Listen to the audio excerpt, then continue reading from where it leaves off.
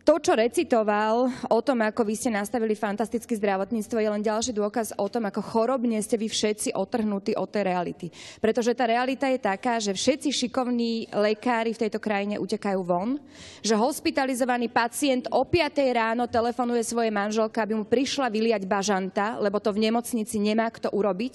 že sa vám mladý lekár pozrie